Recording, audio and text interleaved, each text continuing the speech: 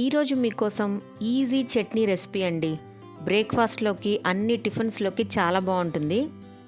దీనికి కావాల్సిన పదార్థాలు చూపిస్తున్నాను చూడండి. దీనికి గాను 1 కప్పు పుట్నాల పప్పు తీసుకోవాలి. వేయించిన శనగపప్పు అంటాం కదా, అది. రోస్టెడ్ చనా దాల్, ఇంకా పచ్చిమిర్చి, వెల్లుల్లి, అంగుళం సైజ్ అంత అల్లం ముక్క అవసరమవుతాయి. తాలింపు కోసం ఎండుమిరపకాయలు, నూనె, కరివేపాకు, పోపు గింజలు. దీంతోపాటు 1/4 స్పూన్ అంటే 1/4 స్పూన్ ఇంగువ పొడి వేసుకుంటే చాలా బాగుంటుంది. పొంగల్, దోశ, ఇడ్లీ, ఉప్మా అన్ని టిఫిన్స్లోకి ఈ పుట్నాల పప్పు చట్నీ చాలా టేస్టీగా ఉంటుందండి. చాలా ఈజీగా కూడా అయిపోతుంది. సో ఫ్రెండ్స్, ప్రాసెస్లోకి వెళ్ళిపోదాం. ఎలా చేయాలో చూద్దాం. ముందుగా ఒక బ్లెండర్ జార్ తీసుకోవాలి. అందులో 1 కప్పు పుట్నాల పప్పుని యాడ్ చేసుకోండి. దాదాపు 6 మందికి సర్వ్ అవుతుందండి ఈ క్వాంటిటీ. ఈ పుట్నాల పప్పులో అంగుళం సైజ్ అంత అల్లం ముక్కని తొక్క తీసేసి అందులో వేసుకోవాలి. చిన్న చిన్న ముక్కలుగా కట్ చేసుకొని, అలాగే వెల్లుల్లి రెబ్బలు ఒక 6 నుంచి 8 వరకు తీసుకోవచ్చు. మన కారానికి తగినంత పచ్చిమిర్చి తీసుకోవాలి. నేను ఇక్కడ 2 వేస్తున్నాను. చాలకపోతే ఇంకొకటి యాడ్ చేసుకుంటాను.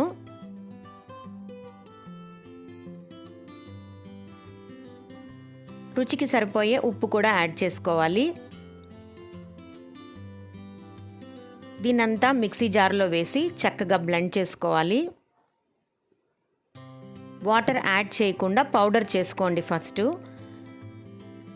ఇలా పౌడర్ అయిపోతుందన్నమాట. ఆ తర్వాత కొద్ది కొద్దిగా వాటర్ యాడ్ చేసుకుంటూ లూజ్గా చట్నీలాగా బ్లెండ్ చేసుకోవాలి. అల్లం వల్ల మంచి స్మెల్ వస్తుందండి, కాబట్టి తప్పకుండా అల్లం యాడ్ చేయండి. కొందరు ఇందులో కొబ్బరి కూడా వేసుకుంటారు, అది కూడా బాగుంటుంది. కొంతమంది పల్లీలు కూడా వేసుకుంటారండి. 2 మిక్స్ చేసి చేసుకుంటారు. బట్ ప్యూర్గా నేను రోస్టెడ్ చనా దాల్ పుట్నాల పప్పుతో మాత్రమే చట్నీ చేస్తున్నాను. కమింగ్ వీడియోస్లో ఆ రెసిపీస్ కూడా అప్లోడ్ చేస్తానండి. చూస్తున్నారు కదా, ఇలా బాగా బ్లెండ్ చేసుకోవాలి. ఒకసారి అంతా బాగా కలుపుకొని చిన్న చిన్న అల్లం ముక్కలు అలాంటివి మెదగపోతే మళ్ళీ ఒకసారి బాగా మెదుపుకోవాలి. అంతేనండి, చూస్తున్నారు కదా, చిటికలో బ్లెండ్ చేసేసాము. ఇంకా తాళింపు వేసుకోవడం. కడాయి పెట్టుకొని సరిపోయే ఆయిల్ వేడి చేసుకోవాలి. ఇందులో ఉద్దిపప్పు, ఆవాలు, జీలకర్ర వేసుకోండి. అలాగే కాస్త ఇంగువ కూడా కలుపుకోండి. ఎండుమిర్చి 2గా తుంచి వేసుకోవాలి. ఈ ఎండుమిర్చి కూడా మంచి టేస్ట్ ఇస్తుందండి. బాగా వేగాలి ఆయిల్లో. ఆ గింజలంతా కూడా బాగా వేగితే మంచి టేస్ట్ వస్తుంది. ఇందులోనే పచ్చి కరివేపాకు కూడా వేసుకోవాలి.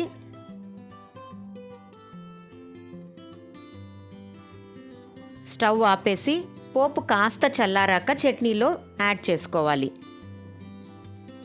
అంతేనండి, చిటికలో పుట్నాల పప్పు చట్నీ ఇన్స్టెంట్గా ఎంత బాగా చేసేసామో చూసారు కదా. మీకు నచ్చినట్లయితే లైక్ చేసి షేర్ చేయండి. అలాగే ఛానల్ని సబ్స్క్రైబ్ చేసుకోండి. పక్కనున్న బెల్ ఐకాన్ ప్రెస్ చేయడం మాత్రం మర్చిపోవద్దు friends. Okay friends, signing off from mom's kitchen. Bye bye, catch you later.